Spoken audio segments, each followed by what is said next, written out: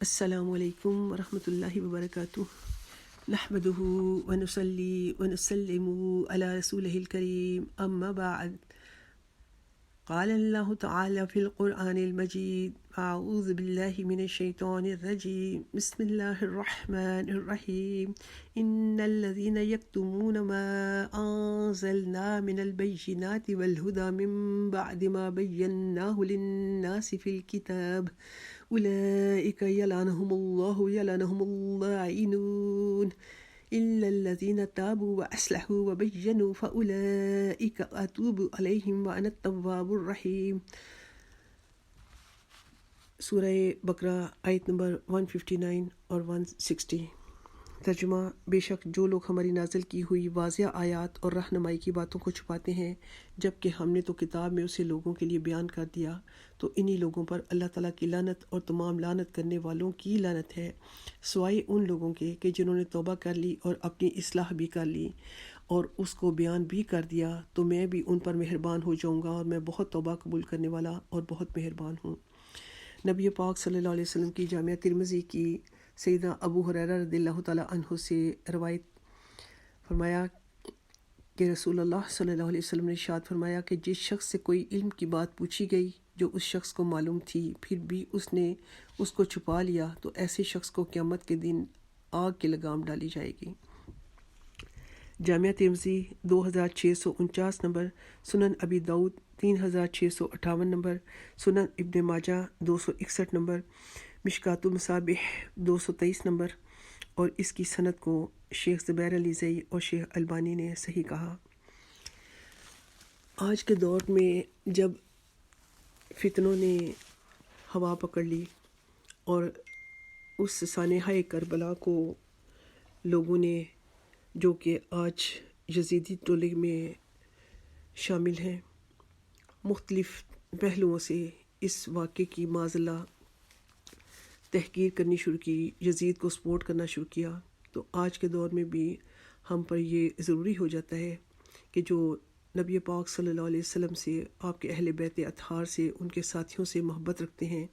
تو اس واقعے کو تاریخ کی روشنی میں نہیں، احادیث کی روشنی میں سمجھیں اور مستند حق کو علماء کرام سے زبان سے سن کر اس کو آگے ہم دوسروں تک پہنچائیں کہ یہ واقعہ اگر آگے بیان نہ کیا جائے گا تو آنے والی نسلوں تک یہ بات نہ پہنچ سکے گی۔ ہم نے اس واقعے کے لیے کہ جس کے لیے نبی پاک صلی اللہ علیہ وسلم کی حدیث پاک موجود ہیں رہنمائی کے لیے، اور اگر کوئی آج کے دور میں یہ اعتراض کرتا ہے، اگر یہ بات کہتا ہے کہ یہ صحابہ کرام کا معاملہ تھا، تو صحیح بخاری کی حدیث میں ہے کہ میرے صحابہ کو گالی مت دو، تو اس کے لیے یہ بھی تفصیل موجود ہے کہ یہ حدیث پاک جو ہے، جو کہ صحیح بخاری میں جس کا نمبر 3673 اور مسلم میں 6448 نمبر ہے، کہ سیدنا خالد بن ولید کے ساتھ حضرت عبد الرحمن بن عوف کا کوئی جھگڑا ہو گیا، اور اس جھگڑے میں حضرت خالد بن ولید نے حضرت عبد الرحمن بن عوف کو کچھ الفاظ سخت کہے، تو یہ معاملہ جس وقت یعنی کہ ان کو گالی دی، تو آپ صلی اللہ علیہ وسلم کے سامنے جس وقت یہ معاملہ پیش ہوا، تو آپ صلی اللہ علیہ وسلم نے سیدنا خالد بن ولید رضی اللہ تعالیٰ عنہ سے ارشاد فرمایا کہ تم میرے صحابہ میں سے کسی کو گالی مت دو، کیونکہ اب تم میں سے اگر کوئی احد پہاڑ کے برابر سونا بھی خرچ کرے تو بھی وہ ان کے مد یعنی کہ جو پہلے مسلمان ہوئے تھے، جنہوں نے نبی پاک صلی اللہ علیہ وسلم کے ساتھ تکلیفیں اٹھائی، جو مکی دور کے صحابہ تھے اور انہیں بعد میں ہجرت کر کے وہ مدینہ آئے، ان کے مد یعنی تقریباً 600 گرام وزن کی گندم کی خیرات کے برابر کو نہیں پہنچ سکتا، بلکہ اس کے آدھے کو بھی نہیں پہنچ سکتا۔ تو یہ بات جو تھی یہ حضرت خالد بن ولید رضی اللہ تعالیٰ عنہ کے لیے کہی گئی تھی، اور آج کے دور میں اگر کوئی، جب کہ عظمت رسول اللہ صلی اللہ علیہ وسلم کے اوپر معاذ اللہ سیدنا حسین رضی اللہ تعالیٰ عنہ کی قربانی کو کمزور ظاہر کرنے کے لیے ان کو معاذ اللہ باغی تک کے الفاظ کہہ دینے کی شکل میں کہ اس عظیم الشان قربانی کو ملیاں میٹ کرنے کی سازشیں کی جا رہی ہیں، تو آج کے دور میں یہ بات ہم تک ضروری ہو جاتی ہے کہ اگر ادھر صحابہ ہیں تو وہاں اگر مد مقابل عظمت صحابہ رسول اللہ صلی اللہ علیہ وسلم کا بچہ ہے، رسول اللہ صلی اللہ علیہ وسلم کے صحابی جو کہ اس وقت میں موجود تھے، تو یہ کسی کی غلطی کو چھپانا، جو کہ میں نے قرآن پاک کی پہلے آیت پڑھی کہ جب کسی کے پاس اگر اس کے پاس علم تھا اور اس نے لوگوں سے چھپا لیا، حق بات نہ کی، تو کتمان حق اتنا بڑا گناہ ہے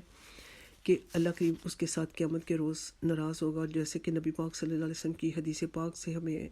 رہنمائی ملی کہ قیامت کے روز اس کو آگ کی لگام پہنائی جائے گی کہ جس کو بات معلوم تھی اور اس نے لوگوں سے اسے چھپا لیا، جس کے لیے نبی پاک صلی اللہ علیہ وسلم نے مسند احمد کی حدیث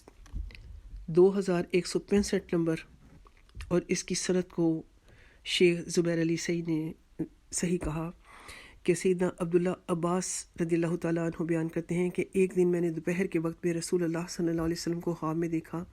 اس حال میں کہ آپ کے بال مبارک بکھرے ہوئے تھے اور آپ کے ریش مبارک پر اور کپڑوں پر گرد پڑی ہوئی ہے، اور آپ صلی اللہ علیہ وسلم کے ہاتھ میں ایک شیشی ہے جس میں خون ہے۔ میں نے عرض کیا کہ اے اللہ کے رسول صلی اللہ علیہ وسلم، یہ کیا ماجرا ہے؟ رسول اللہ صلی اللہ علیہ وسلم نے ارشاد فرمایا، یہ حسین رضی اللہ تعالیٰ عنہ اور اس کے ساتھیوں کا خون ہے جسے میں آج صبح سے اکٹھا کر رہا ہوں۔ سیدنا عمار تابعی رحمہ اللہ کا بیان ہے کہ ہم نے وہ خواب والا دن یاد رکھا اور بعد میں ہم نے تصدیق کی، تو اسی 61 ہجری میں 10 محرم الحرام کے دن وہ سیدنا حسین رضی اللہ تعالیٰ عنہ کا میدان کربلا میں جب شہید کیا جانا تھا، یہ وہ وقت تھا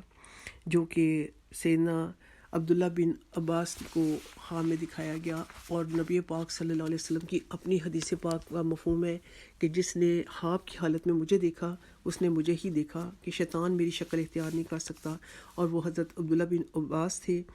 رضی اللہ تعالیٰ عنہ جنہوں نے نبی پاک صلی اللہ علیہ وسلم کی شکل مبارک کو دیکھ رکھا تھا، ان سے کوئی خواب کی حالت میں غلطی نہیں ہوئی تھی۔ تو جب نبی پاک صلی اللہ علیہ وسلم کی آنکھوں مبارک میں آنسو ہیں جس واقعے کو لے کر، اور آپ پریشان ہیں، اور آج اس کے دشمنوں کا دفاع کرنے کے لیے جو لوگ کھڑے ہوں گے تو کل کس منہ سے نبی پاک صلی اللہ علیہ وسلم کے سامنے شفاعت کے لیے حاضر ہوں گے، اس چیز کو سوچ کر آج اپنی زبانوں پر حیا کے تالے لگانے کی ضرورت ہے۔ اصل معاملہ جو حقائق کا تھا اس کو چھپا کر، غلط باتوں کو غلط رنگ دے کر جو لوگ اپنی آخرت کو خراب کرنے کے درپے ہیں، اور جو لوگ ان کو سن کر اپنے ایمان کو خراب کریں گے، یقیناً ان کا گناہ بھی ان کے حساب میں لکھا جائے گا۔ اللہ سے دعا ہے کہ وہ ہمیں حق بات کو کہنے کی، حق بات کو سمجھنے کی، حق بات کو بیان کرنے کی اور حق بات کو آگے دوسروں تک پہنچانے کی توفیق آسان فرما دیں۔ اس سے پہلے کہ جو ویڈیو تھی، چونکہ طوالت کی ڈر سے اس کو مختلف حصوں میں نے بیان کیا۔ اس سے پہلے ہم نے حضرت امام حسین رضی اللہ تعالیٰ عنہ کی شہادت اور باقی بیویوں اور بچوں کا، حضرت امام زین العابدین جو کہ حضرت امام حسین رضی اللہ تعالیٰ عنہ کے صاحبزادے تھے، ان کا قیدی بنا کر ابن زیاد کے پاس پہلے کوفے لے جایا جانا، اور اس کے بعد یہ قافلہ لمبے روٹ پر ڈال کر تو دمشق میں لے جایا گیا، جہاں یزید اپنے تخت پر بیٹھا تھا۔ جس وقت یزید نے ان شہدائے کربلا کے سروں کو دیکھا اور امام حسین رضی اللہ تعالیٰ عنہ کے سر اقدس کو اس نے طلب کیا، اس کے سامنے ایک تھال میں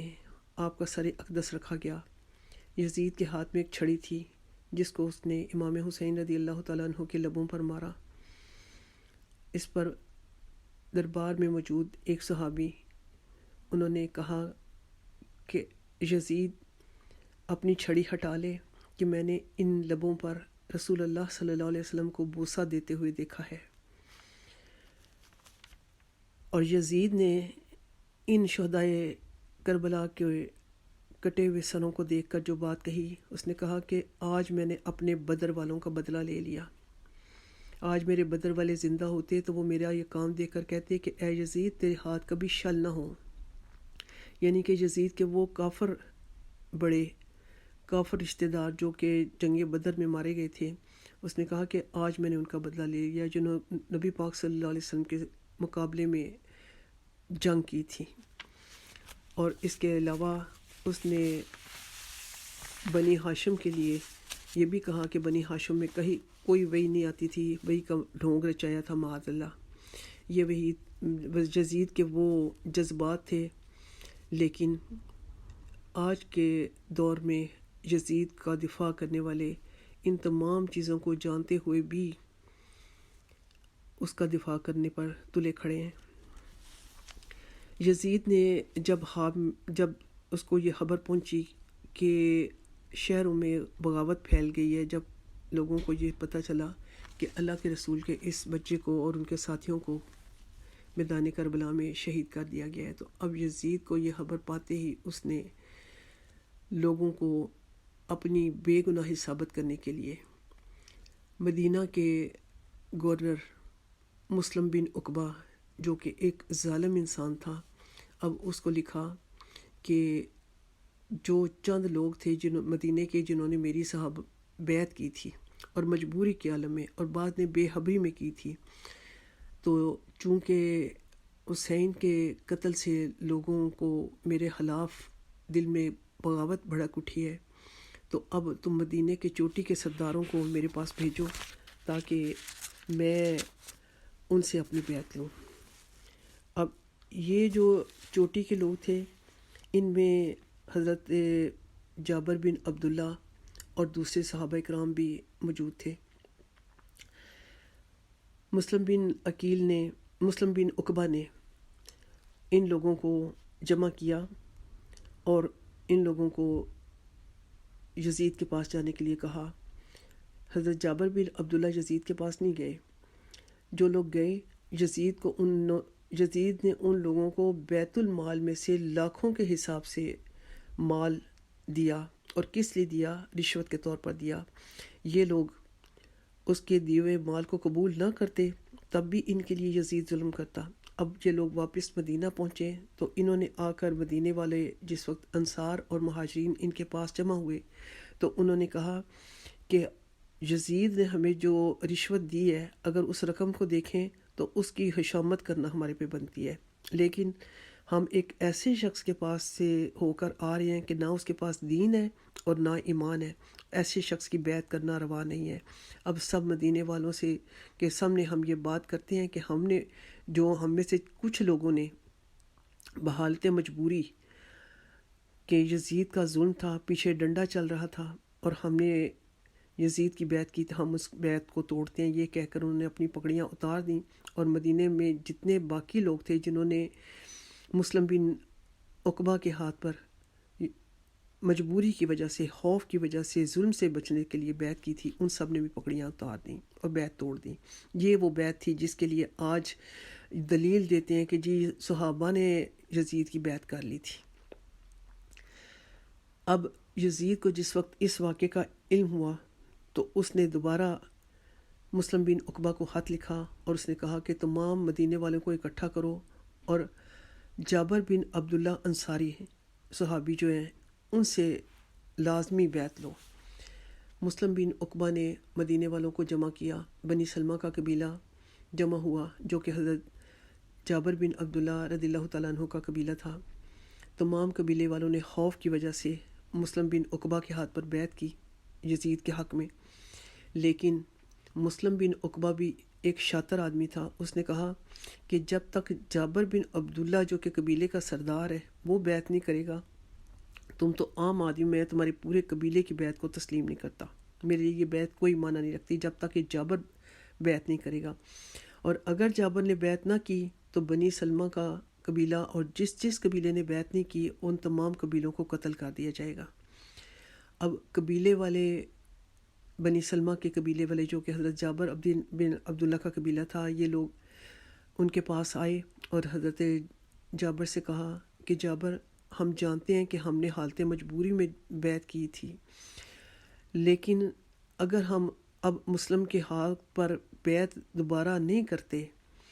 سارے کا سارا قبیلہ قتل کر دیا جائے گا، جابر ہماری جانوں پر رحم کرو۔ اور یزید جیسا بھی ہے، ہم جانتے ہیں اس کو کہ وہ بیعت کے قابل نہیں ہے، وہ مسلمانوں کا خلیفہ بننے کے قابل نہیں ہے، لیکن یہاں پر اپنی بیوی بچوں کے جانوں کا اور اپنی جانوں کا خوف ہے، ہمارے گھر جلا دیے جائیں گے اور ہمیں قتل کر دیا جائے گا، ہمارے پر رحم کرو۔ یہ سن کر حضرت جابر بن عبداللہ انصاری رضی اللہ تعالیٰ عنہ، حضرت ام سلمہ رضی اللہ تعالیٰ عنہ جو کہ نبی پاک صلی اللہ علیہ وسلم کی زوجہ تھیں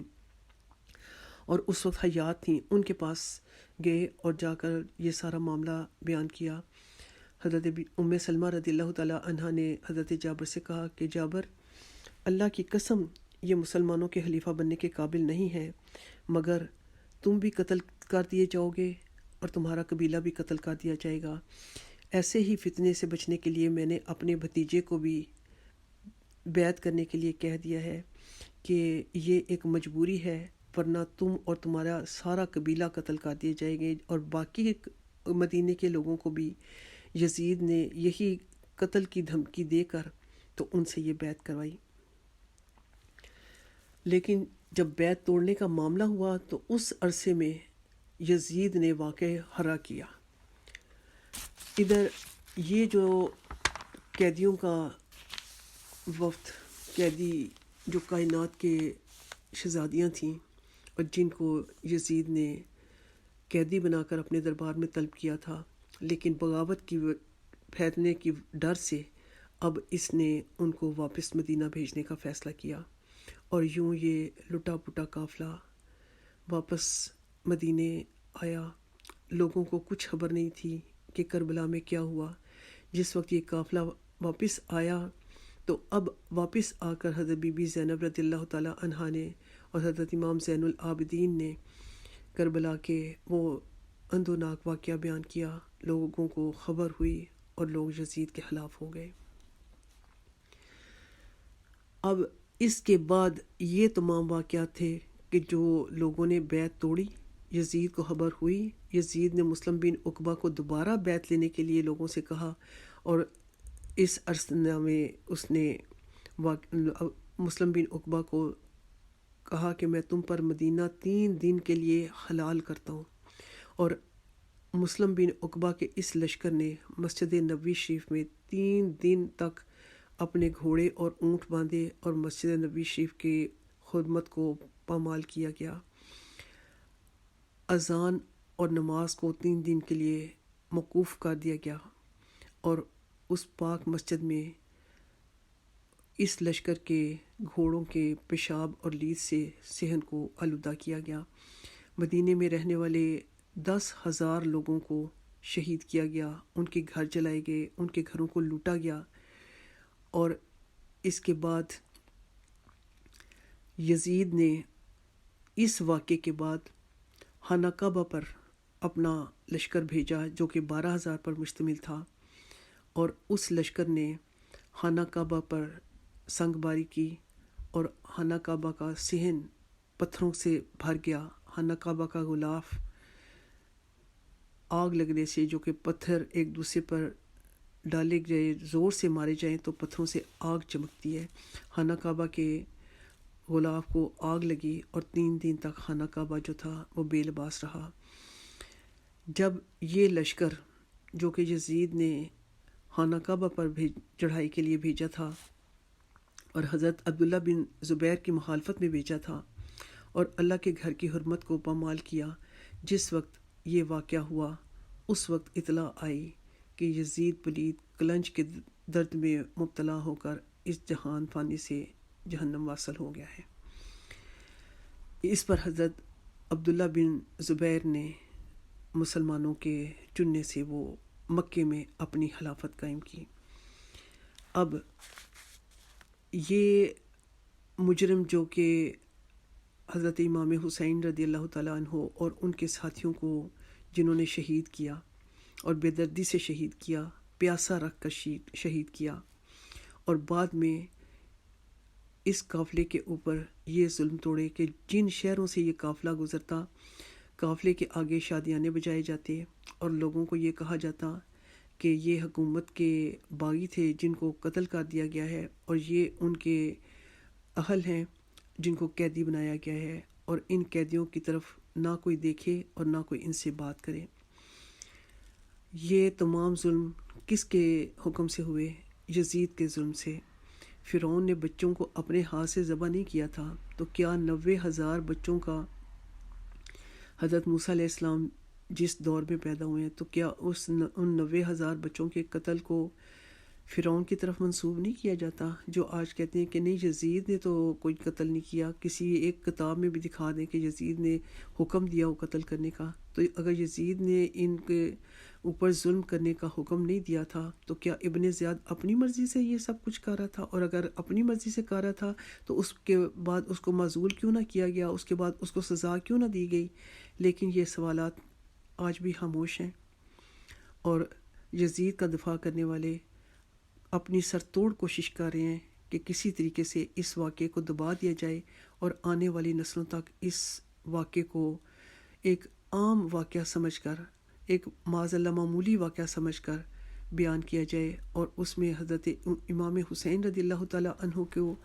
کتنی تکلیف پہنچے گی، اور کل کو نبی پاک صلی اللہ علیہ وسلم کے سامنے جب ہم حاضر ہوں گے تو یہ جو آج یزید کا دفاع کرنے والے لوگ، اس کے کرتوتوں پر پردہ ڈالنے والے لوگ کھڑے ہیں، یہ کس منہ سے نبی پاک صلی اللہ علیہ وسلم کے سامنے شفاعت کے لیے حاضر ہوں گے؟ اب یہ جو مجرم تھے یہ تو آج بھی تختوں پر بیٹھے حکمرانیاں کر رہے تھے، مروان بن حکم اور اس جیسے دوسرے لوگ جو کہ ان سارے قصوں کے پیچھے ان کے پوری کارنامے تھے۔ اب یہاں پر اللہ کریم نے ایک شخص سے کام لیا جس کا نام مختار ثقفی کہا جاتا ہے۔ مختار ثقفی نے ان لوگوں سے کہ جو کربلا میں کے واقعے میں جنہوں نے حضرت امام حسین رضی اللہ تعالیٰ عنہ کو خطوط لکھ کر بلایا تھا، جن میں سر فہرست حضرت سلیمان بن سرد جو کہ صحابی رسول صلی اللہ علیہ وسلم تھے، اور ان کے گھر میں یہ تمام میٹنگ ہوئی، اور 5 صحابہ کرام اور اس وقت ساتھ ان کے موجود تھے، اور انہوں نے یہ آپس میں طے کیا کہ حضرت امام حسین رضی اللہ تعالیٰ عنہ کو خط لکھ کر ہم نے بلایا، لیکن ابن زیاد کے ظلم کی وجہ سے ہم اپنے گھروں میں قید کر دیے گئے اور باہر نہ نکلے سکے۔ یہاں یہ ہماری کوتاہی تھی کہ ہم اپنی جانوں پر کھیل جاتے، لیکن آج بھی ہم حسین کے ساتھ مخلص ہیں۔ اس پر یہ لوگ اپنے گھروں سے نکلے اور لوگ ان کے ساتھ شامل ہوئے۔ یہ 4,000 کا لشکر بنا، اور یہ لوگ رات کو حضرت امام حسین رضی اللہ تعالیٰ عنہ کی قبر انور پر گئے، روتے رہے، معافی مانگتے رہے اللہ سے، اور اب یہ لشکر ابن زیاد کے لشکر کے مقابلے میں نکلا، لیکن چونکہ یہ تعداد میں کم تھے تو ان میں سے سوائے ایک شخص کے کہ وہ اپنے ساتھ کچھ لوگ اور بچے، تو باقی تمام کے تمام ابن زیاد کے ساتھ مقابلے میں کام آئے، اور یہ لوگ بھی شہید ہو گئے، اور ان لوگوں کو بھی اللہ کریم نے شہادت کے رتبے سے سرفراز فرمایا، اور ان کی وہ جو امام حسین رضی اللہ تعالیٰ عنہ کے ساتھ محبت تھی اس نے ان کو شہادت کا رتبہ اللہ کے ہاں سے دلوایا۔ اب مختار ثقفی جو کہ حضرت عبداللہ بن عمر کے سالے تھے اور اس وقت یہ قید کیے گئے ہوئے تھے، انہوں نے ان توابون کی تحریک کو جو کہ حضرت سلیمان بن سرد اور ان کے ساتھیوں نے چلائی تھی، ان کو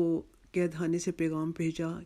کہ آپ لوگ میرے باہر آنے کا انتظار کریں، میں آپ کے ساتھ مل کر قاتلان حسین کا بدلہ لوں گا، کیونکہ میں نے اپنے اللہ سے ایک ہی دعا کی ہے کہ یا اللہ مجھے اپنی زندگی میں اتنی مہلت دے کہ میں قاتلان حسین کو ان کے عبرتناک انجام تک پہنچاؤں۔ لیکن ان لوگوں کو یہ جلدی تھی، انہوں نے کہا کہ نہ معلوم تم کب کیسے ہائی پاؤ، اور ہم اپنے ضمیر سے مطمئن نہیں ہو رہے کہ جب تک ہم حسین رضی اللہ تعالیٰ عنہ کے مشن پر کام نہیں کریں گے۔ لیکن یہ لوگ تو سوائے ایک شخص کے باقی چاروں بندے اور ان کے ساتھی جو تھے وہ شہید ہو گئے، اور باقی اب مختار ثقفی جو تھے اس کو قید سے نکلنے کے حکم کا جو حکم نامہ تھا وہ یزید کی طرف سے آیا کہ مختار ثقفی کو قتل کر دیا جائے۔ ابن زیاد نے جلاد کو حکم دیا اور جیسے ہی مختار ثقفی کو قید سے باہر نکالا گیا، عین اسی وقت یزید کو لکھا ہوا حضرت عبداللہ بن عمر رضی اللہ تعالیٰ عنہ کی سفارش کا وہ خط کہ مختار ثقفی کو قتل نہ کیا جائے، یزید کا وہ حکم ابن زیاد کو پہنچا اور مختار ثقفی قتل ہونے سے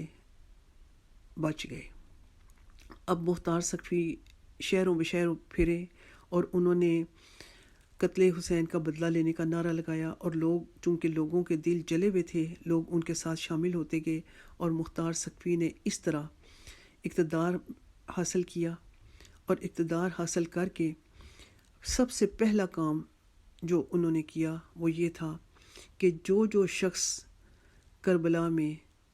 امام عالی مقام کے لشکر کے خلاف شامل ہوا تھا ان سب کو گرفتار کیا جائے اور ان کو میرے پاس لایا جائے۔ اب یہ سورما جو کہ حضرت امام حسین رضی اللہ تعالیٰ عنہ کے لشکر کے مقابلے میں آئے تھے، ان لوگوں نے بھاگنا شروع کیا، لیکن جہاں بھی پکڑے گئے قتل کیے گئے۔ مختار ثقفی نے جو کہ ان سرغنہ کو جنہوں نے حضرت امام حسین رضی اللہ تعالیٰ عنہ کا سر اقدس سر تن سے جدا کیا تھا، ان سب تمام کو پکڑ کر ان کے ہاتھ پیر کٹوائے اور یہ جلوائے گئے اور ان کو عبرت ناک سزائیں دی گئیں۔ امام حسین رضی اللہ تعالیٰ عنہ کی شہادت کے 6 سال بعد مختار ثقفی نے اسی جگہ پر کہ جہاں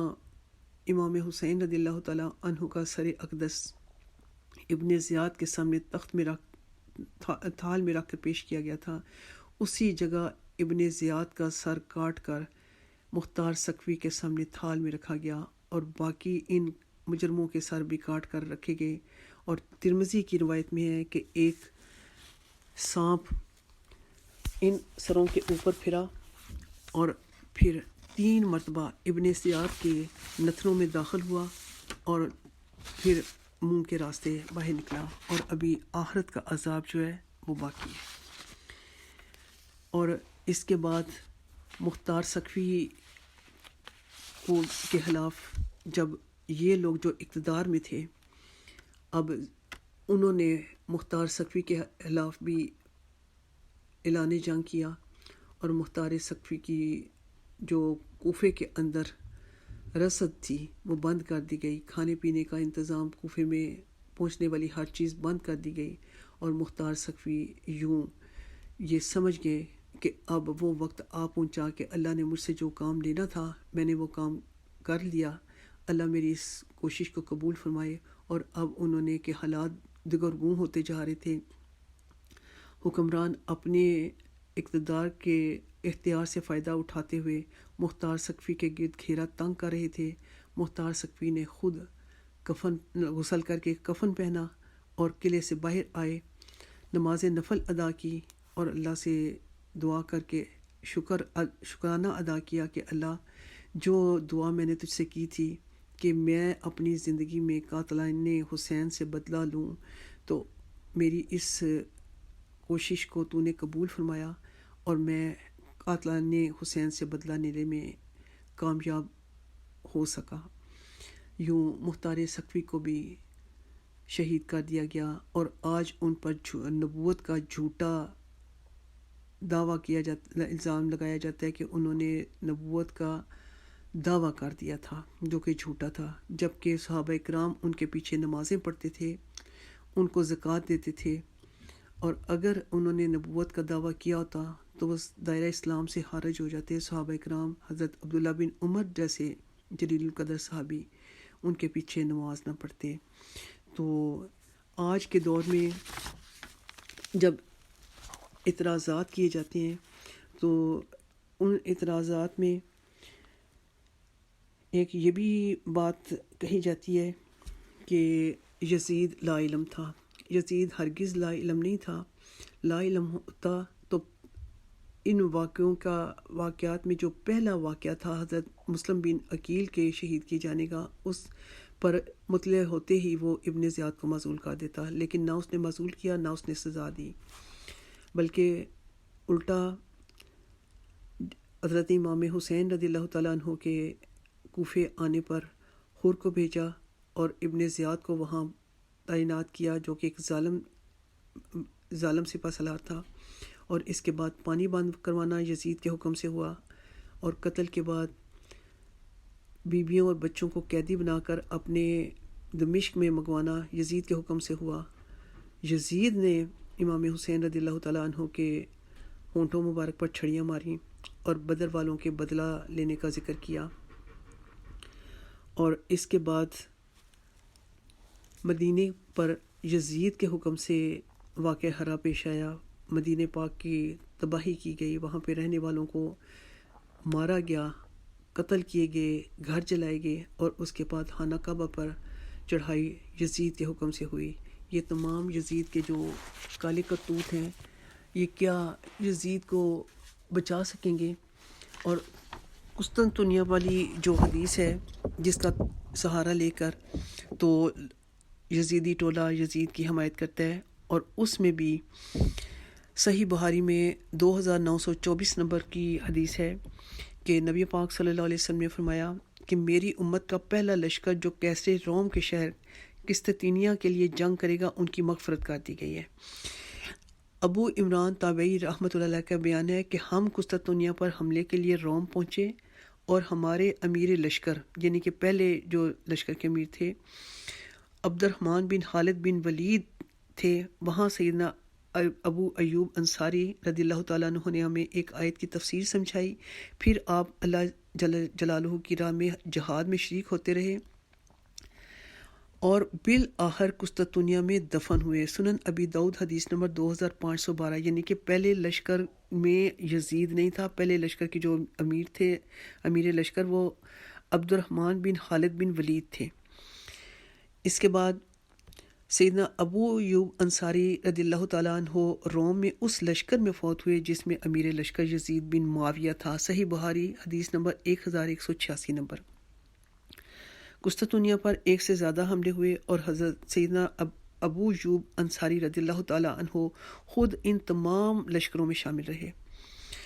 اب آپ رضی اللہ تعالیٰ عنہ حضرت عبد الرحمن بن خالد بن ولید والے لشکر میں تو زندہ تھے، جبکہ یزید والے لشکر میں آپ 54 ہجری میں فوت ہوئے۔ اس تحقیق سے بالکل آسان نتیجہ نکلتا ہے کہ یزید پہلے والے لشکر میں قطعی نہیں تھا، بلکہ وہ آخری لشکر میں تھا، اور جلیل القدر صحابی عبداللہ بن زبیر رضی اللہ تعالیٰ عنہ کے خلاف مکہ مکرمہ پر حملہ کر کے بیت اللہ کے غلاف کو آگ لگا کر شہید کرنا، یہ یزید کا کارنامہ تھا، اس کے حکم سے تھا، جو کہ صحیح مسلم میں 3245 نمبر حدیث ہے۔ واقعہ ہرا میں یزیدی فوج نے قتل عام کر کے مدینہ منورہ کی حرمت کو پامال کیا، اور یوں صحیح مسلم کی احادیث کی روح سے اللہ جل جلالہ کی اور فرشتوں کی اور تمام انسانوں کی لعنت کمائی۔ صحیح بخاری حدیث نمبر 2604، 2959، 4024 نمبر اور 4906 نمبر۔ صحیح مسلم میں 3339 نمبر، 3319 نمبر، 3323 سے 3333 نمبر تک یہ حدیث موجود ہے۔ سیدنا امام احمد بن حنبل سے ان کے شاگرد حضرت محنہ بن یحییٰ نے یزید بن معاویہ کے متعلق پوچھا کہ یہ یزید وہی ہے جس نے مدینے والوں کے ساتھ وہ کرتوت کیے جو اس نے کیے، تو جو اس نے مدینے کو لوٹا، تو کیا ہم یزید سے کوئی حدیث بیان کر سکتے ہیں؟ تو حضرت امام احمد بن حنبل رحمۃ اللہ علیہ نے فرمایا کہ یزید سے حدیث مت بیان کرو، اور کسی کے لیے جائز نہیں کہ وہ یزید سے ایک حدیث بھی بیان کرے۔ تو ان کے شاگرد نے پوچھا کہ جب یزید نے یہ سب حرکتیں کی تھیں تو کس نے اس کا ساتھ دیا تھا؟ تو انہوں نے حضرت امام احمد بن حنبل رحمۃ اللہ علیہ نے فرمایا کہ اہل شام نے۔ اور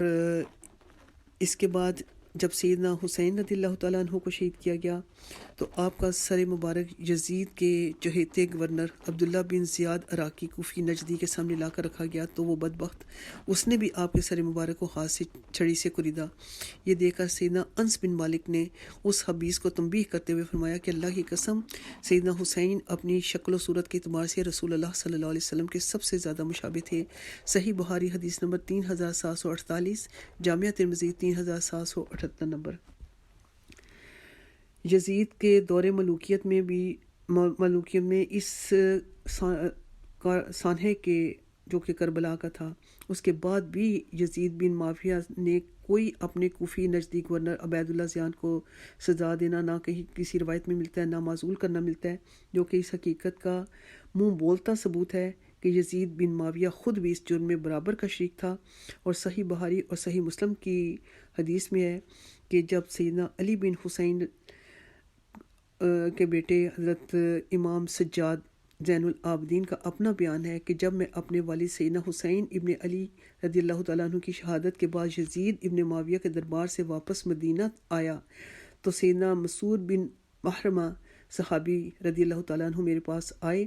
اور کہا کہ آپ رحمۃ اللہ علیہ کے پاس رسول اللہ صلی اللہ علیہ وسلم کی وہ تلوار ہے جو رسول اللہ صلی اللہ علیہ وسلم کے بعد سیدنا علی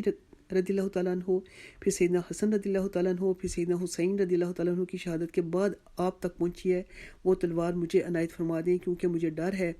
کہ کوئی قوم یعنی کہ بنو امیہ والے اس تلوار کو آپ رحمۃ اللہ علیہ سے چھین نہ لیں۔